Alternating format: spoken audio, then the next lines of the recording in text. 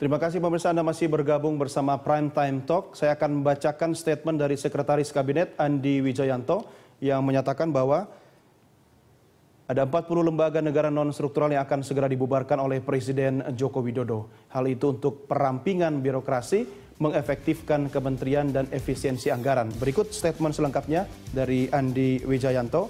Saya belum bisa sebutkan namanya, tapi ada 40 lembaga negara non-struktural yang akan segera dibubarkan Presiden. Ini untuk perampingan birokrasi, mengefektifkan kementerian, dan efisiensi anggaran.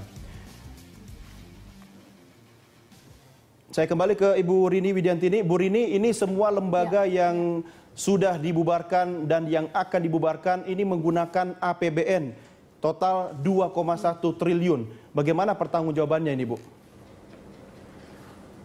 Begini, di dalam lembaga-lembaga non-struktural itu kan biasanya kalau memang berdasarkan peraturan perundangannya memang disyaratkan ada sekretariat, biasanya kita bentuk sekretariat untuk mengelola anggaran, ya. Jadi dia akan ada pengelolaan anggaran untuk membantu sehari-hari lembaga-lembaga non-struktural ini.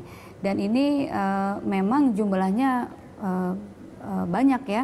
Saya belum tahu, mungkin bisa dipertanyakan kepada Kementerian Keuangan perbandingannya antara spending untuk kementerian dengan spending LNS, bisa dilihat mungkin ya nanti perbandingannya.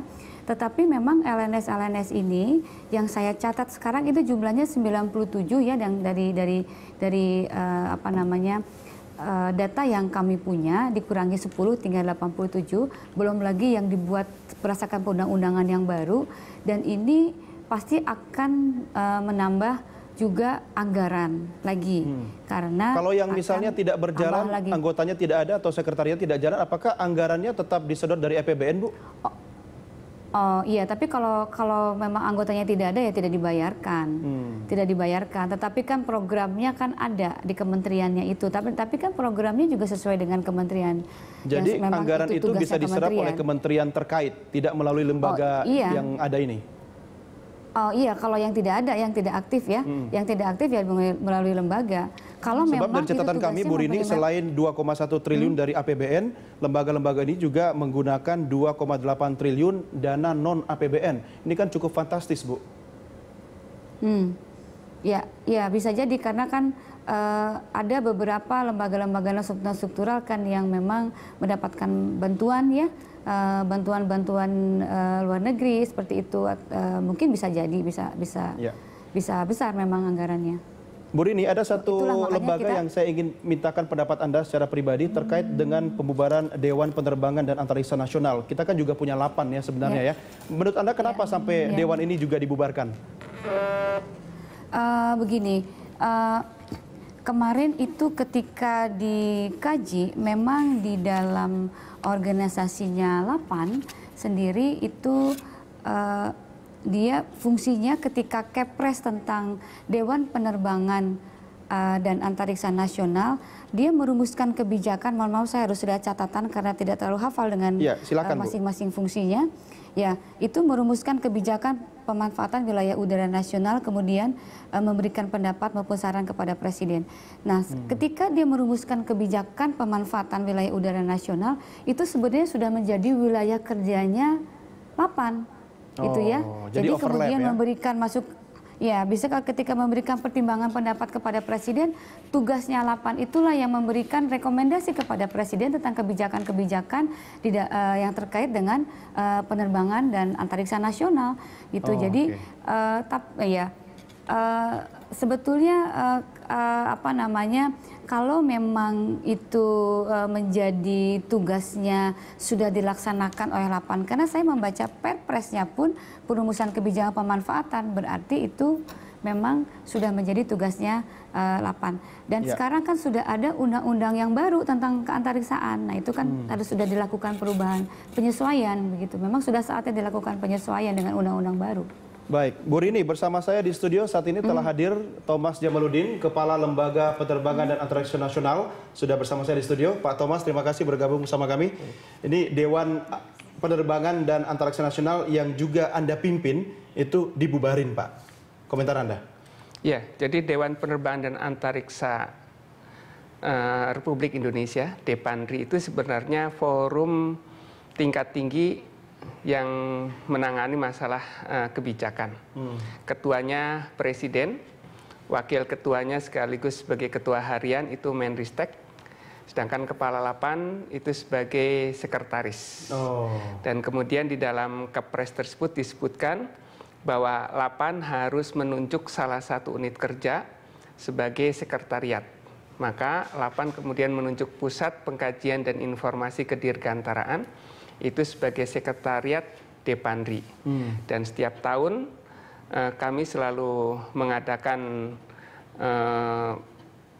forum seminar yang mengkaji terkait dengan kajian-kajian kebijakan untuk dijadikan sebagai masukan kepada Presiden melalui Menristek. Ini anggota DEPANRI semua yang berkumpul? Yang anggota DEPANRI itu terdiri dari beberapa menteri dan terakhir ditambah dengan Kepala Staf Angkatan Udara. Oh, jadi bukan seorang profesional atau di luar pejabat struktural yang... Jadi lebih ke arah forum kebijakan, pengambil kebijakan, dan itu di tingkat menteri-menteri. Oh, tapi memang harus ada itu ya Pak ya. Artinya kalau untuk merumuskan sebuah kebijakan atau rekomendasi kan tidak perlu ada dewan-dewan, kan ngumpul rapat juga bisa Pak ya. Apakah semua ini ada APBN-nya dewan ini? Ya, jadi sejak disatukan bahwa sekretariat DEPANRI itu masuk ke dalam Lapan, termasuk SDM-nya, itu pegawainya terintegrasi ke Lapan, kemudian juga anggarannya masuk ke Lapan, maka anggaran terkait dengan sekretariat DEPANRI ini itu dimasukkan di dalam anggaran Pusat Pengkajian dan Informasi Kedirgantaraan. Oh. Ya. Nah, jadi ini sebenarnya tadi disebut juga oleh Bu Rini, dengan adanya Undang-Undang Keantariksaan yang disahkan 6 Agustus 2013, itu posisi Lapan sudah semakin kuat, bukan sekedar sebagai lembaga litbang, tetapi sebagai penyelenggara keantariksaan. Kan kalau litbang agak suka diplesetkan itu Pak, lembaga sulit berkembang, gitu kan? Nah, sudah sulit berkembang pakai anggaran APBN lagi. Iya, tapi anggotanya ternyata menteri-menteri, ya kan? Menristek juga di situ kan Pak. Bagaimana mengoptimalkan, kalaupun dulu ada Dewan Penerbangan Antariksa Nasional, sekarang terintegrasi dengan Lapan, fungsinya secara organisasi mungkin sudah bubar, tapi kan tugas-tugas ini bisa melekat di Lapan. Iya, sekarang masuk di Lapan. Jadi Lapan sekarang itu memang sebenarnya sebelumnya pun sudah ada. Ketika DEPANRI masih ada pun sebenarnya sudah ada. Itu sekretariat DEPANRI itu ditangani oleh pusat yang menangani kajian kebijakan. Nah, jadi Lapan itu memang... apa Pak Thomas? Outputnya merupakan rekomendasi-rekomendasi, kajian-kajian kebijakan terkait dengan pengembangan penerbangan dan keantariksaan di Indonesia. Ini akan dipakai Kepala Lapan untuk ke Presiden? Iya, dan ini sebagai masukan dari, jadi disebut sebagai kajian DEPANRI, ya Kepala Lapan sebagai sekretarisnya, disampaikan kepada Ketua Harian yaitu Menristek, kemudian nanti itu diserahkan kepada Presiden. Presiden minta atau tidak minta tetap diberikan? Iya, tetap diberikan. Setiap tahun selalu diberikan. Dan ada beberapa produk dari kajian-kajian DEPANRI ini, ada konsepsi kedirgantaraan nasional, itu tahun 1998. Ya, itu cukup dikenal juga itu Pak. Kemudian salah satunya yang kemudian melahirkan Undang-Undang Keantariksaan, itu pun dari kajian-kajian yang melibatkan DEPANRI. Oke, baik. Pak Thomas dan Bu Rini, kita break dulu, kita akan lanjutkan di segmen berikutnya. Pemirsa tetap bersama kami segera kembali sesaat lagi.